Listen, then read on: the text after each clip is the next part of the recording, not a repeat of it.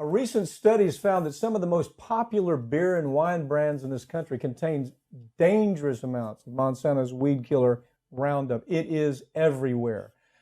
It poses a huge health hazard to American consumers, and people simply don't understand it. The story is not being told about how dangerous this product is.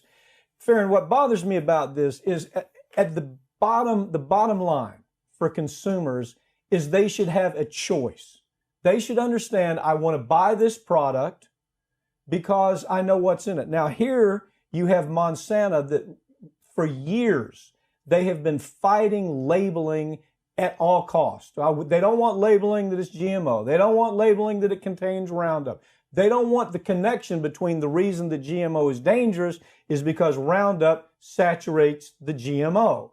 They don't want to give the consumers any choice.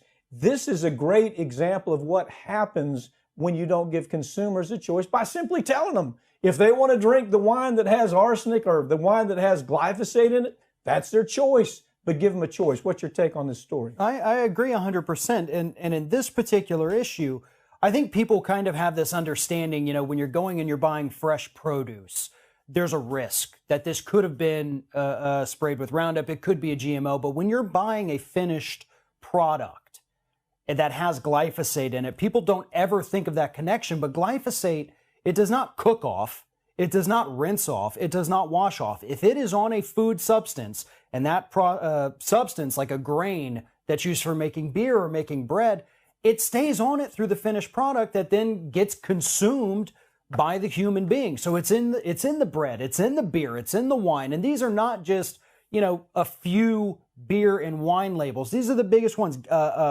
Gallo, Behringer, Mondavi, Barefoot, Sutterholm, Budweiser, Busch, Coors, Michelob, Sam Adams. Okay, so here's the bottom line. I mean, what's interesting, people see you doing political elements to Ring of Fire. They don't understand a lot of times you are editor of the National Trial Lawyer magazine, which is the biggest lawyer magazine in America, maybe in the world.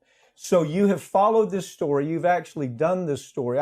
And one thing that I thought was interesting and something that you had written is you talk about the idea that organic, we should at least believe that we're not going to find Roundup in our organic wine, right? That's not the case. As a matter of fact, as we look at this story, what we find is that even with organic wine, you find 23 parts per billion in the wine. Now, that doesn't sound like a problem. It is a huge problem because the cancer research that's coming out, and it's very clear, shows that 1 part per trillion has the ability to cause breast cancer cell division. Now, if you don't understand that, it's very clear. They're talking about, they know that 23 parts per billion is in the wine that you're drinking with glyphosate, with Roundup, elements of Roundup. They also know that 1 part per trillion has the ability to cause cancer. That's what I'm talking about when I talk about choice. People should have the choice. I don't want to drink wine that has Roundup in it. You know, I don't want to drink the stuff. I'll go get something else.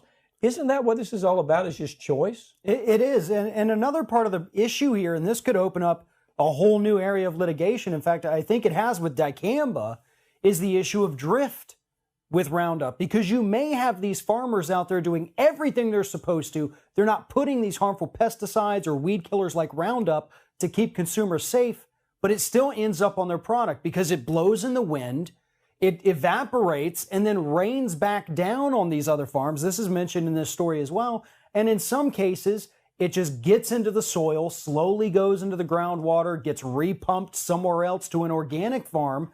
And there you have Roundup on crops that, you know, people tried to do the right thing, end up spraying Roundup on their crops. They don't know it. The consumers don't know it. They think they're buying something safer because it says organic. Yeah, but that's a marketing term. Organic is a marketing term. Exactly. We're finding it in wheat, organic barley, soy. Here's the real issue. This is what should scare the bejesus out of Monsanto, but they're bulletproof. They've got such political clout. Of course, now they're in with Bayer It's Bayer and Monsanto, two of the biggest corporations in the world. They have all the political clout they want. They've got the Democrats with them. They've got the Republicans with them. They've got the regulators with them. They even have the media with them. So what is happening now is we're finding that it is in that the Roundup is not just in the wine, it's in baby formula. Soy formula soy is used for baby formula more than any other product.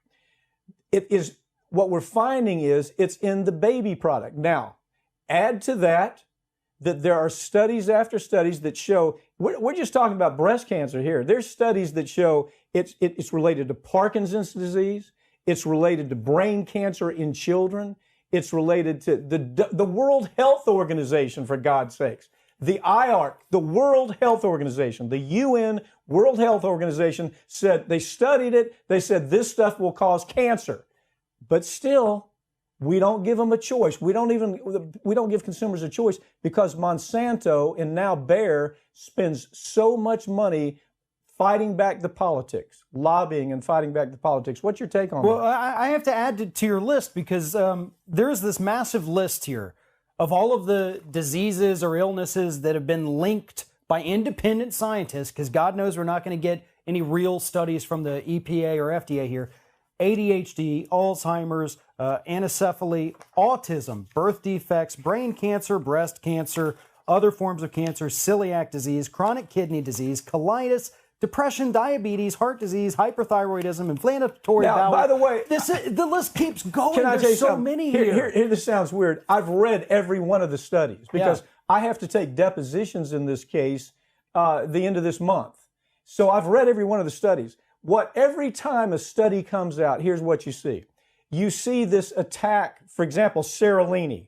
This article that we're doing about finding Roundup in wine. This came about because of a scientist named Seralini who did the study. And in 2018, he came out with this list.